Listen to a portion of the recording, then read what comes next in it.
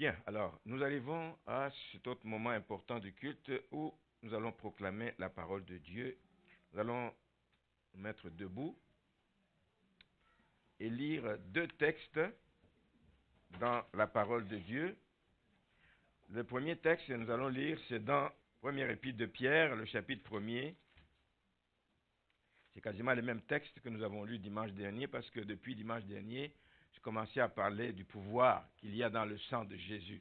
Alors, ce dimanche, c'est le deuxième dimanche qu'on en parle. 1 Pierre, chapitre 1er, on va lire à partir du verset 15. Je vais lire jusqu'au verset 19. Mais puisque celui qui vous a appelé est saint, vous aussi soyez saints dans toute votre conduite, selon qu'il est écrit, vous serez saints, car je suis saint. Et si vous invoquez comme Père celui qui juge selon l'œuvre de chacun, sans favoritisme, conduisez-vous avec crainte pendant le temps de votre séjour sur la terre. Vous savez que ce n'est pas par des choses périssables, par de l'argent ou de l'or, que vous avez été rachetés de la vaine manière de vivre que vous aviez hérité de vos pères, mais par le sang précieux de Christ, comme d'un agneau sans défaut et sans tache. Prédestiné avant la fondation du monde, il fut manifesté à la fin des temps à cause de vous. Nous lisons un deuxième texte dans le livre d'Apocalypse, vraiment le même texte qu'on a lu dimanche dernier, au chapitre 5. Et je vais lire à partir du verset 8. C'est dans la vision donc Jean a eue quand il était sur l'île de Patmos. Quand il eut pris le livre, les 4 êtres vivants et les 24 vieillards se prosternèrent devant l'agneau, tenant chacun une harpe et des coupes d'or remplies de parfums, qui sont les prières des saints. Et ils chantaient un cantique nouveau en disant, « Tu es digne de prendre le livre et d'en ouvrir les sceaux, car tu as été immolé, tu as racheté pour Dieu par ton sang des hommes de toute tribu, de toute nation, de toute langue, de tout peuple et de toute nation. Tu as fait d'eux un royaume et des sacrificateurs pour notre Dieu, et ils régneront sur la terre. » Amen. Amen. Vous pouvez vous asseoir. Comme je viens de dire, nous entrons dans ce qu'on appelle communément la semaine sainte, comme si les autres n'étaient pas saintes, mais je dis, on l'appelle communément la semaine sainte. C'est une semaine cruciale dans la mission que Jésus est venu accomplir ici-bas. C'est la semaine qui va l'amener jusqu'à l'accomplissement de l'œuvre qu'il est venu faire ici, donc aller mourir à la croix pour que nous puissions être sauvés et que nous puissions sortir des griffes de l'ennemi. Donc ça fait le deuxième dimanche maintenant que nous parlons du pouvoir, le pouvoir du sang de Jésus-Christ. C'est un sujet important, c'est un sujet central, c'est un sujet capital, c'est un sujet qui a un impact qu'on ne peut imaginer sur la vie des croyants. Et c'est important qu'on en parle, parce que nous savons que dans la Bible, comme on l'a dit dimanche dernier, un petit récapitulatif, dans la Bible, on a dit que le sang est porteur de messages. Parler de sang, c'est parler de la vie. Il y a de la vie dans le sang. Nous l'avons dit dimanche dernier. Nous avons dit que ce message était porté, même dans l'Ancien Testament, par les sacrifices, le sang des animaux. On a dit que quand le sang des humains coulait, surtout le sang versait injustement. Nous avons parlé du cas d'Abel, que son frère a tué, dont le sang criait vengeance auprès de Dieu. Nous avons parlé du cas d'Abimelech, le fils de Gédéon, qui a tué ses 70 fils sur un morceau de pierre. Et vous savez comment il a terminé ses jours. Le sang de l'être humain est précieux, il est sacré, on ne joue pas. La Bible dit dans le livre de Genèse, chapitre 9, verset 5, « Je redemanderai l'âme à l'homme qui est son frère, à celui qui aura tué son frère. Je lui redemanderai l'âme de son frère. » Dieu y tient parce qu'il nous a créés à son image. Nous ne sommes pas n'importe quoi. Amen. Donc nous avons dit que nous avons parlé surtout d'ailleurs dimanche dernier du sang de Jésus et de plusieurs messages. D'abord mon message de ce matin, il est dans tous les chants que Francine a amenés. C'est tout à fait normal. Elle a chanté le sang de Jésus et tout ce que ça dégage comme message, comme bénéfice, comme bienfait dans la vie de ceux qui connaissent le Seigneur. Donc nous avons vu que le sang de Jésus véhiculait beaucoup de messages. Dimanche passé, nous avons parlé de 3. Nous avons parlé du message d'amour. Quand on sait qu'il a été sacrifié, c'est parce que Dieu a tant aimé le monde qu'il a donné son Fils unique, Jésus-Christ, afin que quiconque croit en lui ne périsse point, mais qu'il ait la vie éternelle. Ça, c'est le message central, et le message d'assurance.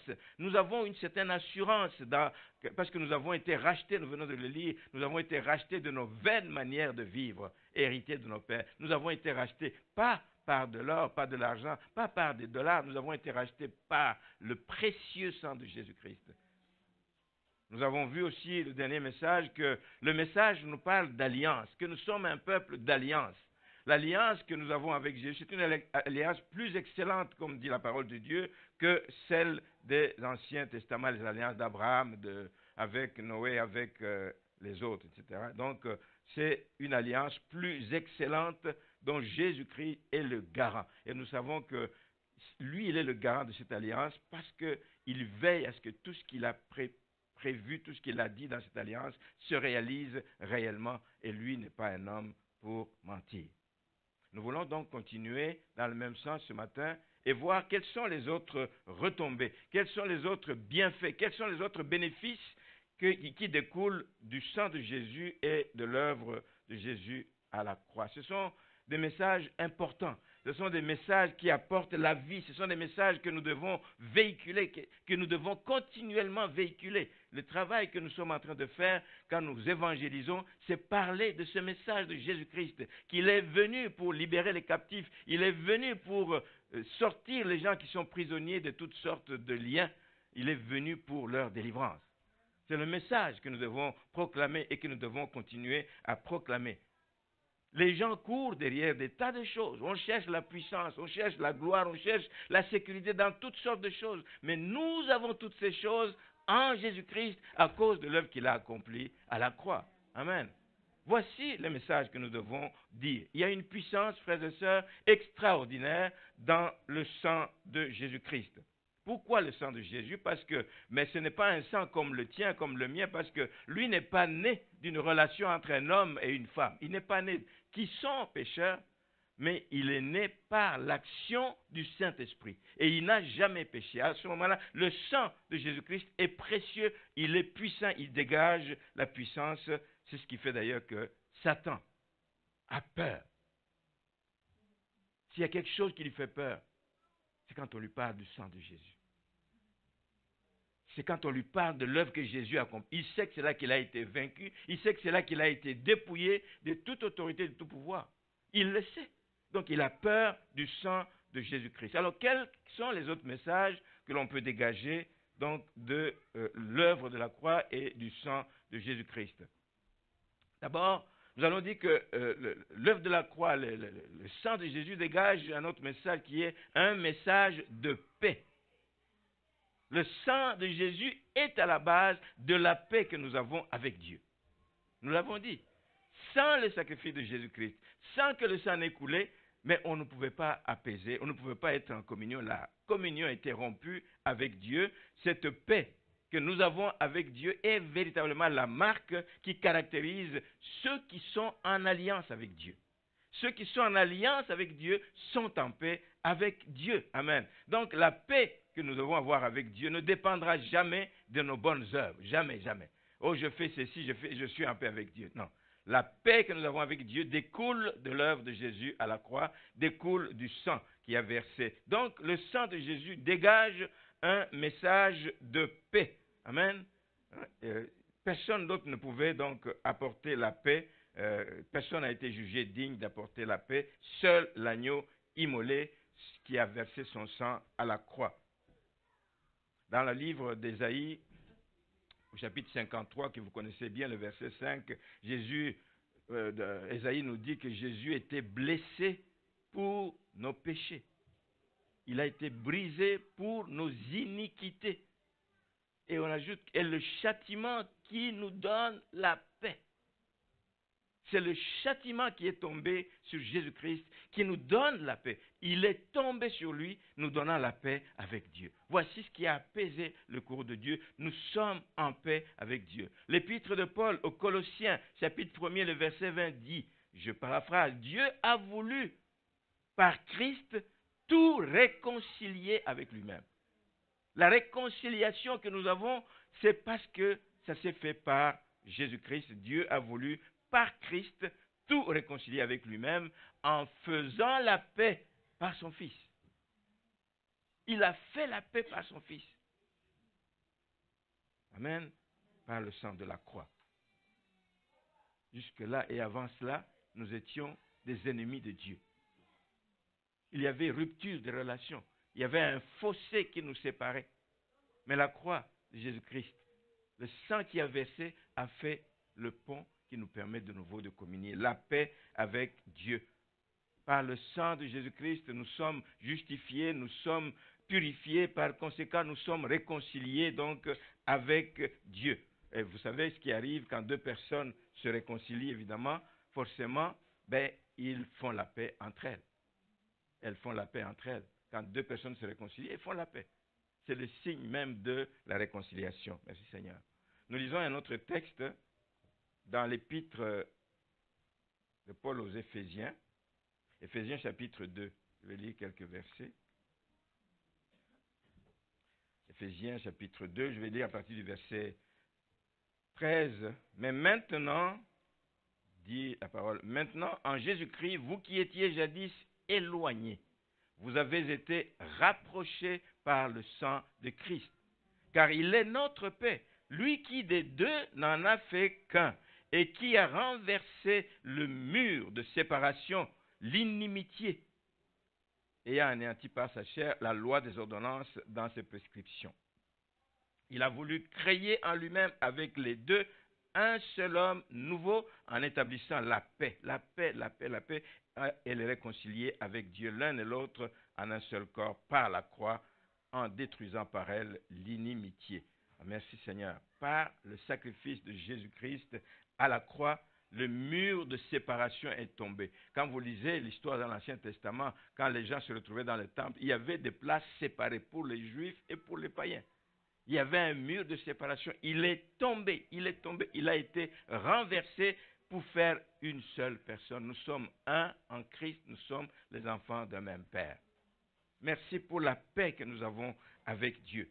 Mais il n'y a pas que la paix avec Dieu. La paix que Jésus donne affecte aussi nos relations avec les autres personnes. C'est très très important de le savoir. L'affect, c'est ça. Les murs de séparation tombent, donc les gens se réconcilient, la paix revient. Et je voudrais vous parler de quelque chose. Ceux qui suivent l'actualité internationale savent que actuellement, au Rwanda, c'est un petit pays d'Afrique, il célèbre le 25e anniversaire du génocide. Un génocide que vous avez dû voir à la télévision, où il y a eu à peu près 800 000 morts, des gens coupés à la machette, en tout cas des tueries atroces. 25e anniversaire. Et c'est un temps de souvenirs, etc., de commémoration. Alors, il y a un cas j'ai entendu d'un pasteur qui a perdu toute sa famille. Toute sa famille a été décimée dans ces événements. Pas un seul n'est resté. Lui, je ne sais pas où il était, en tout cas où il a pu se sauver, comme il y a eu des gens qui ont pu se tirer d'affaire. Mais il a perdu toute sa famille et il s'est fait qu'après des années, il a retrouvé l'auteur de ce meurtre, de ces actes, de ces atrocités. Il l'a retrouvé. Et qu'est-ce qui est arrivé? C'est que l'histoire nous montre que ce pasteur a fait la paix. Il a fait la paix avec cet homme. Il a fait la paix, il lui a parlé de Jésus. Et il est devenu son frère. Il est devenu son frère. Il l'a même baptisé d'eau. Aujourd'hui, c'est son frère. Il est membre dans son église. Il évolue parce qu'il y a quelqu'un qui a payé le prix de toutes ces choses-là. Amen. Et voici ce que ce pasteur a déclaré. C'est une simple phrase, mais qui est profonde et qui devrait nous interpeller tous. Il dit, la vraie paix, ce n'est pas seulement l'arrêt de la guerre. Non, on peut arrêter la guerre, mais on reste ennemi. La vraie paix, ce n'est pas seulement l'arrêt de la guerre, mais c'est de faire de l'ancien ennemi, de l'ancien opposant, de l'ancien je ne sais pas quoi, d'en faire un frère. Voici la véritable paix. Et ça, je vais vous dire que humainement parlant, il y a des choses qui sont difficiles à concevoir si la grâce de Dieu n'intervient. Parce que Jésus-Christ a brisé toutes les barrières qui nous opposaient les uns aux autres par l'œuvre de la croix. Il est la source de la paix qui vient habiter dans cet homme, dans ce pasteur et dans cette autre personne qui a fait des tueries monstres, mais qui aujourd'hui se sent bien en compagnie des autres frères et sœurs. Voici l'œuvre de la croix. Il y a un message de paix dans le sang de Jésus-Christ. Et la Bible nous encourage d'ailleurs à être en paix. La Bible dit dans Romains 12, verset 18, « S'il est possible, et autant que cela dépend de vous. » Il y a beaucoup de choses qui dépendent de nous. Si c'est possible, et autant que cela dépend de vous, soyez en paix avec tous les hommes. C'est un effort qui paraît des fois surhumain. Souvent, ça va être l'orgueil, souvent, ça va être « je ne veux pas qu'on m'humilie », je ne sais pas. Mais c'est un effort qui paraît surhumain, mais qui est rendu possible par la puissance de l'œuvre de Jésus-Christ. Amen. Un message de paix. Un message de paix. Il y a un autre message. Je souhaite que nous puissions tirer des leçons vraiment de cela. En ce temps de Pâques, que des choses, des décisions se prennent, qu'on aille de l'avant. Qu'on aille de l'avant. Qu'on aille de l'avant. Sinon, on prendrait l'œuvre de Dieu en vain. Si cela dépend de vous, soyez en paix avec tous les hommes. Et Jésus-Christ a payé le prix pour que nous puissions y arriver. Il y a aussi un autre message que nous aimons tous, un message de victoire.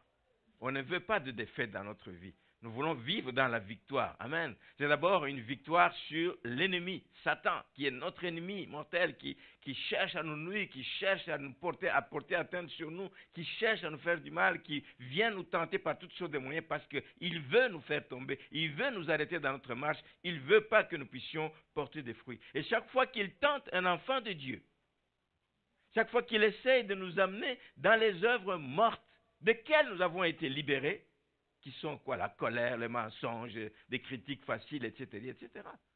Chaque fois qu'il essaie de nous ramener là-bas, mais nous avons à lui rappeler juste que le sang a coulé à Golgotha. Amen. Et le sang nous a libérés de ces choses. Nous ne pouvons plus vivre selon de vaines manières de vivre qu'on avait héritées de nos pères, mais nous vivons en nouveauté de vie.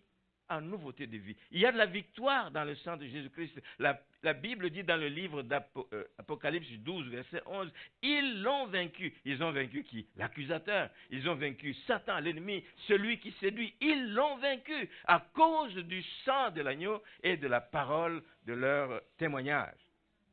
Ils l'ont vaincu. Il a été vaincu. Le sang de l'agneau est puissant. Amen. Et il produit encore des effets aujourd'hui, plus de 2000 ans après. Mais dans la vie de ceux qui se disposent, dans la vie de ceux qui s'abandonnent entre ses mains. Merci Seigneur.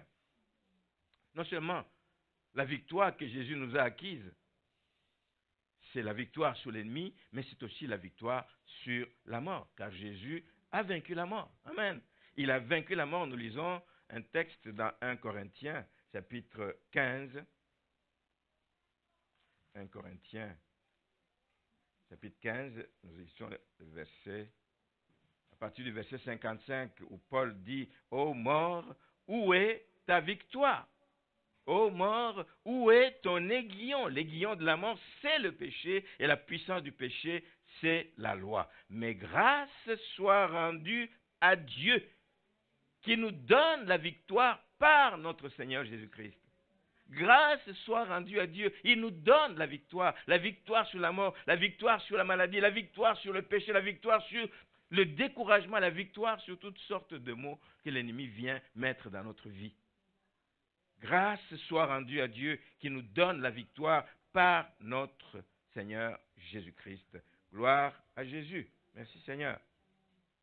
Il y a un chant, je ne sais pas si vous le connaissez, je ne vais pas le chanter, mais qui dit Satan, on le chantait beaucoup à Montréal, quand on était à Montréal, Satan, le sang de Jésus est contre toi.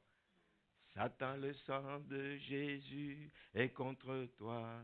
Satan, le sang de Jésus est contre toi. Satan, le sang de Jésus est contre toi. Il nous donnera la victoire. Amen. Il nous donne la victoire sur l'adversité, sur le découragement, sur des échecs. Beaucoup de gens sont arrêtés à cause des échecs. Pourtant, un échec doit être une étape dans la vie qui te permet d'aller plus loin. Amen. C'est une étape. Pensez-vous que tous ces gens qui ont, ça n'a rien à voir avec le sang de Jésus, mais je veux dire, tous ces gens qui ont eu à faire des découvertes, ils ne l'ont pas fait du jour au lendemain. Ils se réveillent le matin, ils touchent, ils rassemblent deux trucs, ils disent, paf, l'électricité est là. Non, c'est par essai et erreur. Dans la vie chrétienne, l'ennemi nous mettra des obstacles, des choses qui vont nous empêcher d'aller de l'avant. Que cela ne nous arrête jamais. Nous avons la victoire en Jésus-Christ à cause du sang qui a été versé à la croix. Merci Seigneur. Nous voulons donc continuer à croire que le Seigneur nous veut que nous puissions être un peuple victorieux, un peuple qui marche dans la victoire. Nous savons celui qui est en nous est plus fort que celui qui est dans le monde. Qu'est-ce qui va nous arrêter? Qu'est-ce qui va nous arrêter? L'enfant de Dieu n'est pas celui qui laisse tomber les bras. J'ai essayé ceci, ça ne marche pas. J'ai essayé cela, ça ne marche pas. Ouf, je suis fatigué. Non. Avec Jésus, nous ferons des exploits. Amen. Nous ferons des exploits. Il a tout fait. Il a tout accompli pour nous à la croix. Nous avons à marcher dans cette victoire. Un autre message important, et il est important dans la vie des enfants de Dieu aussi, qui souffrent de maladies, etc., c'est un message de guérison. C'est un message de guérison. Un bénéfice inestimable. Là où les médecins ne peuvent rien faire, le sang de Jésus peut faire toute la différence. Amen. Un bénéfice lié au sang de Jésus-Christ, un bénéfice qui a été prophétisé longtemps avant même la venue, avant la naissance de Jésus-Christ, par le prophète Ésaïe, dans Ésaïe 53, le verset 5, une partie du verset 5. C'est par ces meurtrissures que nous sommes guéris. Les médecins nous soignent, gloire à Dieu. Mais c'est Dieu qui est derrière tout cela, Seigneur. C'est lui qui fait le travail. Merci, Seigneur. Jésus lui-même, quand il est venu sur terre, a un peu confirmé ce message, montrant que c'est par ces meurtrissures que nous sommes guéris. Quand il envoie ses disciples, il dit, allez prêcher l'évangile. Il dit, voici les miracles qui accompagneront dans l'évangile de Marc, chapitre 16. Il dit, voici les miracles, 16, 17, etc. Voici les miracles qui accompagneront ceux qui auront cru. Ceux qui auront cru en quoi? En Jésus-Christ. Croire en Jésus-Christ, c'est croire en l'œuvre de la croix. Croire en Jésus-Christ, c'est croire que le sang qu'il a versé n'a pas été vain. Ceux qui auront cru en mon nom, je prends la partie qui m'intéresse, ils imposeront les mains aux malades et les malades seront guéris. C'est un acte de foi. Ce n'est pas qu'il y a quelque chose dans nos mains. Même des fois, quand nous nous servons de l'huile d'onction pour prier pour les malades, ce n'est pas que cette huile est, je ne sais pas, non. C'est un acte de foi que nous faisons, par lequel nous faisons appel à la puissance de l'œuvre de Jésus-Christ à la croix. Nous faisons appel à cette puissance, au sacrifice de Jésus-Christ à la croix. Comme à l'époque, dans l'Ancien Testament, lorsque le peuple sortait, on en a parlé dimanche dernier, lorsque le peuple sortait d'Égypte, hein, on a dit de tuer un agneau, etc., et puis de mettre le sang, hein, de l'appliquer sur les linteaux et des portes des maisons, de sorte que quand le destructeur passera, il ne va pas voir leur maison. Il y a la protection, il y a la guérison là-dedans. Amen. Merci Seigneur. D'autres circonstances, évidemment, dans l'Ancien Testament, nous montrent comment on utilisait le sang, je ne vais pas y revenir, etc. C'était lors de la consécration des sacrificateurs. Vous pouvez lire ça si vous le voulez, dans Lévitique chapitre 8, vous pouvez voir ça. On appliquait le sang aussi pour la purification des gens qui étaient malades de la lèpre, notamment. On parle beaucoup des cas de lèpre. On utilisait le sang des agneaux. Donc, il y a de la puissance, une puissance de guérison dans les sang de Jésus-Christ à cause de ses meurtrissures. Quand il a été flagellé, vous savez, avec ce fouet qui était fait de lamelles là, en cuir, hein, de lanières en cuir, et on dit qu'au bout de ces lanières, il y avait des morceaux de clous. Imaginez quand on t'en tape qu'il y a plusieurs lanières, ça fait des traces. Le sang a coulé. Le sang a coulé pour que nous soyons guéris. Il a porté donc nos maladies à la croix. Merci Seigneur. Il y a un dernier message que je voudrais donc apporter ce matin. C'est un message de protection. Nous sommes protégés. Je dis souvent que les chrétiens sont les gens les mieux protégés sur la terre. Même les chefs d'État que vous savez, ils ont des services de sécurité les meilleurs au monde. Dernièrement, on montrait aux États-Unis combien de fois des gens se sont infiltrés jusque dans la résidence du président des États-Unis avec toutes les mesures de sécurité qu'ils ont. Mais la véritable protection, nous l'avons en Jésus-Christ. Chaque fois qu'il s'agit de nous défendre, chaque fois qu'il s'agit de nous mettre à l'abri contre les accusations de l'ennemi, contre les attaques de l'ennemi, nous n'avons que l'œuvre de la croix pour nous protéger. C'est l'œuvre de la croix qui nous protège parce que le sang de Jésus-Christ qui a coulé parle, nous l'avons dit la fois passée. Le sang de Jésus parle plus fort que le sang d'Abel. Il parle à Dieu, c'est mon fils, c'est mon fils, c'est mon bien-aimé, c'est mon bien-aimé. Merci Seigneur. Il y a une histoire qui est vous connaissez, dans le livre de Josué, qui nous parle d'une femme, Rahab.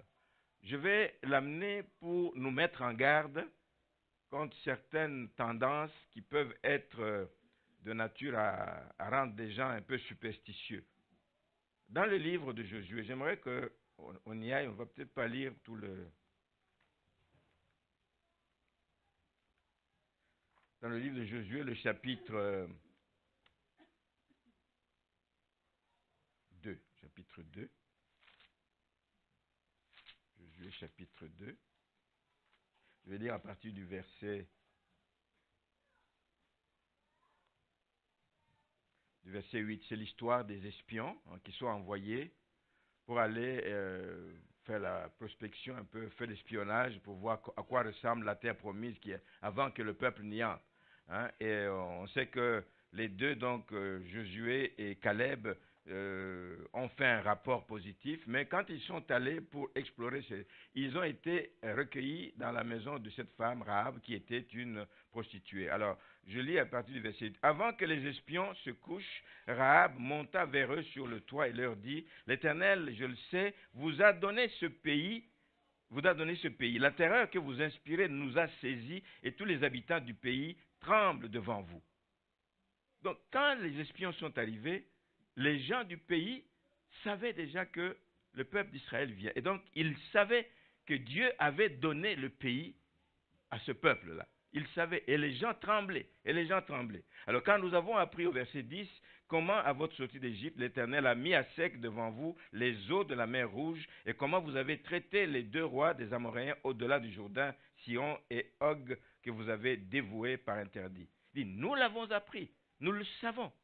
Et nous avons perdu courage et tous nos esprits sont abattus à votre aspect. Car l'Éternel, votre Dieu, qui est Dieu, en haut, dans les cieux et en bas sur la terre. C'est l'Éternel, votre Dieu qui est Dieu.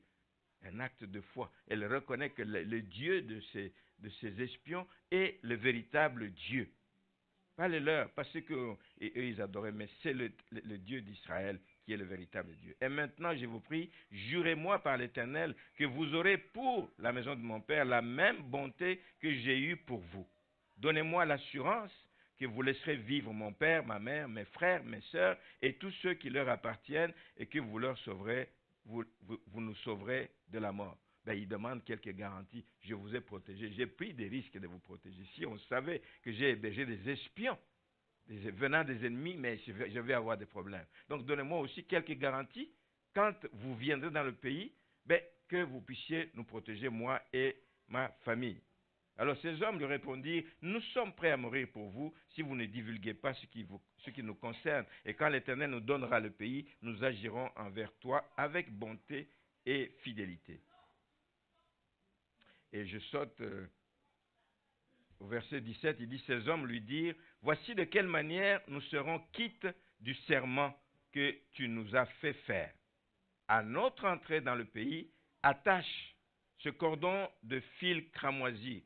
Cramoisi, c'est rouge, rouge sang, etc. Attache ce cordon de fil cramoisi à la fenêtre par laquelle tu nous fais descendre et recueille auprès de toi, dans ta maison, ton père, ta mère, tes frères et toute la famille de ton père, etc. Donc, qu'il reste là et quand nous allons arriver, nous saurons, au vu de cette couleur, de ce fil-là, de cette corde, nous verrons, nous saurons que c'est ta maison et que donc nous n'avons pas besoin donc d'y toucher. La protection. L'histoire de Rahab nous parle donc de ce qui s'est passé ici avec ce peuple. Alors, ce fil de cramoisi, aujourd'hui, on dit que c'est le rouge, couleur rouge, sang, etc. Pour nous, ce n'est qu'un symbole. Quand on en parle aujourd'hui, c'est un symbole. Il n'y a pas de puissance dans ce fil, il n'y a rien du tout. Mais c'est un symbole du sacrifice de Jésus-Christ. Le symbole, c'est quelque chose qui nous rappelle simplement ce que le Seigneur a fait. Même à cette époque, c'était l'ombre, comme on a dit dimanche dernier, c'était l'ombre des choses à venir qui ont fait qu'avec le sacrifice de Jésus-Christ, nous avons échappé à la condamnation. C'est un acte de foi, nous aussi. Elle aussi, c'est par un acte de foi qu'elle l'a fait. C'est d'abord parce qu'elle avait la foi en ce Dieu. Il avait la foi qu'il servait le Dieu grand, redoutable par ses œuvres. Et donc, je l'amène pourquoi? Pour que nous fassions attention pour ne pas tomber dans la superstition. Et il y a des gens qui vont, à la lecture d'une telle histoire, qui vont dire, il faut que je mette aussi devant la porte de ma maison un fil rouge, cramoisi, etc., pour la protection de ma maison. Ça, c'est de la superstition. Il n'y a aucune puissance là-dedans. Il n'y a aucune puissance là-dedans, il n'y a aucune puissance dans les symboles qui sont utilisés. Aussi bien ce fil cramoisi que même quand nous prenons la Sainte Seine. Ce que nous partageons quand nous prenons la Sainte Seine, c'est du pain. Et c'est du vin dans certaines églises, etc., où c'est le fruit de la vigne. C'est ce que nous partageons. Dans ces éléments en soi, en eux-mêmes, il n'y a rien. Mais ça nous rappelle simplement que le corps de Jésus-Christ a été meurtri, le sang de Jésus-Christ. Mais il y a des gens qui vont en faire tout un cérémonial, etc. Non, frères et sœurs, nous ne devons pas tomber dans ce piège. Il y a une certaine église qui, elle croit à la consubstantiation. Ça veut dire que le pain se transforme en corps. Ce n'est pas vrai. Ça ne se transforme pas en corps de Jésus-Christ. On aurait mangé, à n'en pas finir.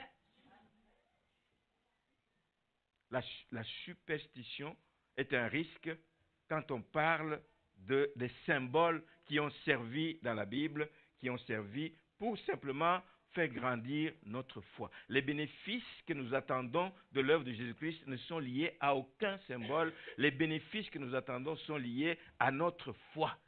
Nous croyons, comme la femme a dit, je sais, il dit je le sais, que Dieu vous a donné ce pays. Nous l'avons appris. Ce que vous savez et ce en quoi vous croyez, c'est ça là-dessus que vous mettez votre foi. Amen. Elle avait la foi que leur Dieu était capable de leur donner ce pays et il le fera. Et elle a dit non, je vais faire ce qu'il me demande de faire. J'ai confiance. Pas en ce fil, mais j'ai confiance à ce que ce Dieu va faire ce qu'il devait faire. Merci Seigneur. Donc, c'est à notre foi que nous faisons appel. Ce que nous savons, la foi vient de ce que nous savons, nous entendons, la parole de Dieu. Amen. Celui en qui nous croyons. Alors, notre protection que nous avons à travers le sang de Jésus-Christ n'est pas liée à quelque symbole que ce soit. Notre protection dans le sang de Jésus-Christ n'est pas liée à une couleur que ce soit. Il y a des gens qui vont décider désormais, tout dans ma maison, ça va être rouge. Je m'habille en rouge, mon auto doit être rouge à cause du sang de Jésus. Superstition, superstition. Il n'y a aucune protection dans ces choses matérielles. La protection, nous l'avons parce que nous croyons en l'œuvre de Jésus-Christ. Nous croyons par la foi que Jésus-Christ est derrière tout ce que nous demandons et qu'il va l'accomplir. Donc, l'œuvre salvatrice de Jésus-Christ n'est pas liée à aucun symbole. Il est vrai qu'on a entendu des gens guéris dire c'est juste en prenant la Sainte Seine. Il y a même un serviteur de Dieu qui me parlait dernièrement qui est allé prier pour quelqu'un qui était très malade, à l'article de la mort.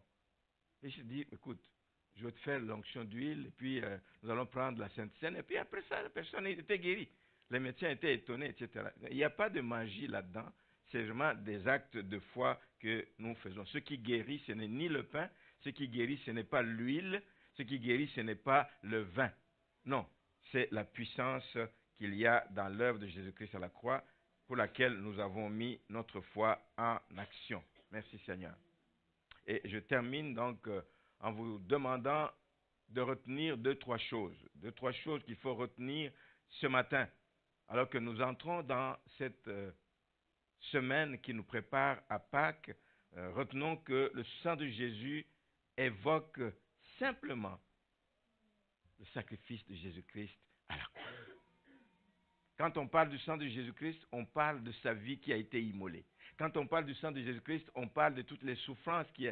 Ça regroupe tous ces aspects. Voilà pourquoi, parmi les noms qu'on donne à notre Seigneur, on l'appelle le Rédempteur, celui qui nous a rachetés. Le Sauveur, celui qui nous a sauvés. Tout cela par l'œuvre de la croix, par le prix du sang qui a coulé à la croix. C'est un sacrifice qui n'a pas de comparable et qui n'en aura jamais. Il est tout simplement extraordinaire. Et comme je disais, jusqu'aujourd'hui, 2000 ans après, ce sacrifice continue encore à produire des effets. Des effets, pas dans la vie de tout le monde, produit des effets dans la vie de ceux qui élèvent bien haut l'étendard de la croix de Jésus-Christ, qui savent que c'est la porte de notre salut, qui savent que c'est par là que le Seigneur nous a libérés de tout mal et de toutes nos vaines manières de vivre. L'œuvre de Jésus-Christ fait que nous soyons vainqueurs. L'œuvre de Jésus-Christ et qu'il a accompli à la croix est vraiment la confirmation de sa mission dont il parle même dans Ésaïe, dont on parle dans Ésaïe 61, qu'il est venu libérer les captifs, il est venu délivrer ceux qui sont opprimés, il est venu guérir les malades, il est venu sortir tous ceux qui sont aveuglés, etc. Il est venu répandre la joie, parce que l'œuvre de Jésus-Christ nous apporte la joie. Juste de penser que nous étions pécheurs, nous étions perdus, nous n'avions pas droit de citer, mais que juste parce qu'il l'a fait, quelle joie de savoir que nous appartenons à un Dieu d'amour, à un Dieu qui nous a aimés avant la fondation du monde. Donc, ça nous donne aussi de l'assurance quand nous sommes perturbés par des mauvaises nouvelles, perturbés par des situations difficiles que l'on veut vivre. Et il y en a dans ce monde. Et il y en a. Ça peut être une perte d'emploi, ça peut être, je ne sais pas, des enfants qui se rebellent. Des tas de choses dans notre vie peuvent arriver, mais il y a une assurance que nous gardons parce que nous savons que Jésus-Christ a accompli de grandes choses à la croix. L'œuvre de Jésus à la croix, le sang de Jésus nous procure la paix dans ce monde qui en a tant besoin. Alors si vous cherchez la paix, n'allez pas chercher la paix à l'ONU parce que la paix de l'ONU est passagère. C'est des contrats qu'ils signent et puis 6 mois après, on a tout rompu et puis on rentre de nouveau en guerre. La paix profonde, la paix que Jésus donne, je ne la connaissais pas. Depuis que je l'ai découverte, il n'y a plus rien qui peut me séparer de lui. Il dit, je vous donne ma paix, je vous laisse ma paix. Non pas comme le monde la donne, mais je vous donne une paix profonde. Une paix profonde. Amen.